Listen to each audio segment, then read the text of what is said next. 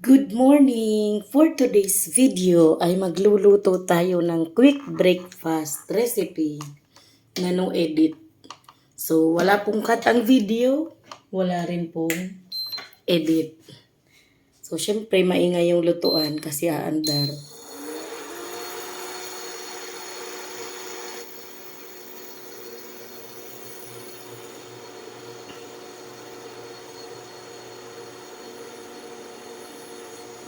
Painit lang tayo ng kawali. I-focus ko na lang para hindi nyo na makita yung kapaligiran. Kasi hindi pa ganun kaganda yung kapaligiran ng kusina ko. Di pa rin nainit yung kawali, may kunti pang moist. Pagkatapos ay hinaan natin kasi nasa third level yung heat. Hinaan natin, then maglagay tayo ng mantika. Canola oil yung mantika na gamit ko at medyo dinamihan ko po yan kasi kailangan natin yung medyo maraming mantika nang maprito-prito ang ating mga sangka, ang hotdog natin. Ilagay ko na yung bawang. So, unting lang sa bawang. Tapos isunod na natin yung sibuyas.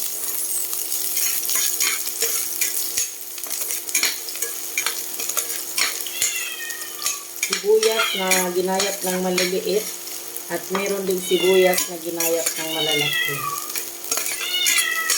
Yun nga lang, meron po kaming pusa na medyo maingay siya. So, ilagay natin yung hotdog para mas marami pong sibuyas sa hotdog.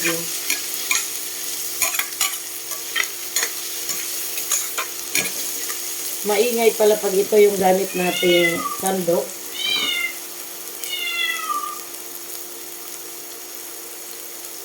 Nagpalit tayo ng sandok na hindi maingay. Ngayon, lalagyan natin ng panimpla. So, ito yung panimpla natin. Maglagay ako ng ketchup.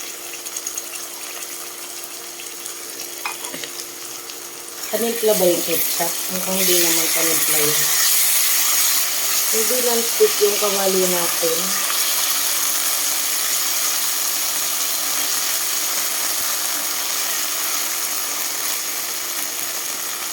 Pagkatapos ay lalagyan natin ng sobrang kunting tubig lang.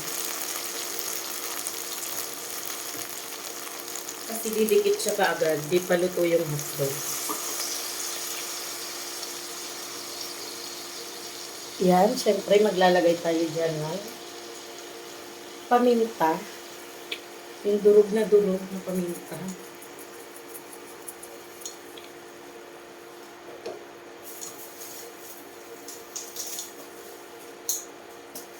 Hindi mawawala ang magic sarap.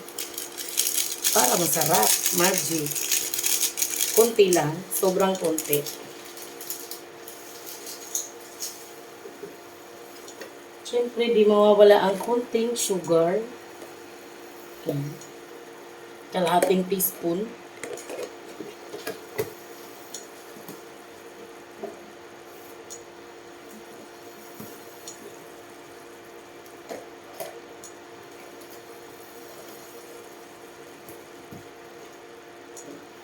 Di rin mawawala ang kunting toyo.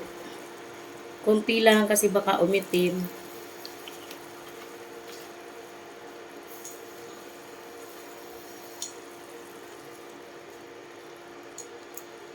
Kaya natin mapasarap ang hotdog.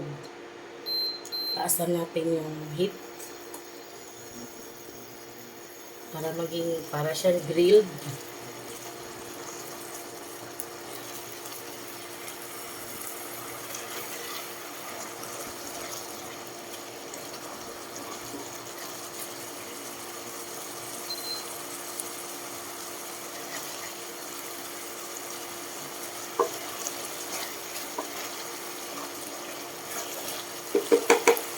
Siyempre, dahil medyo matabang,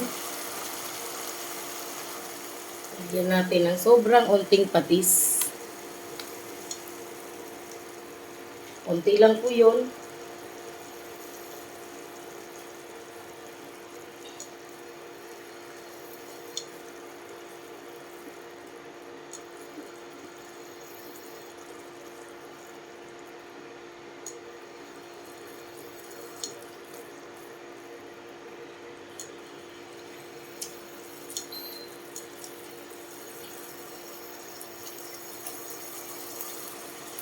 Ayan na, bawasan lang natin ng konti yung tabal.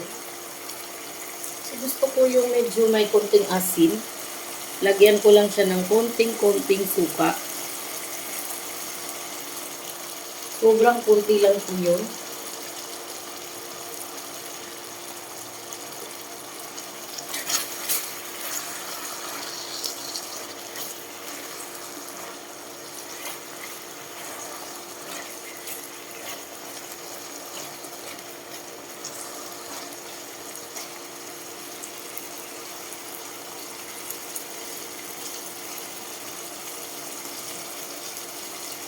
Ayan na, meron na tayong ulam.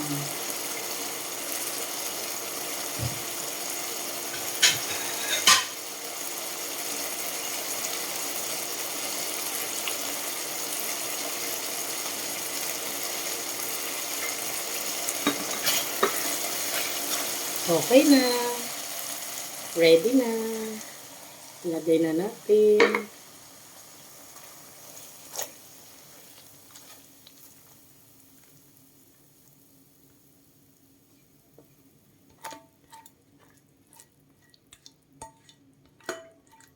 Simutin kasi sayang.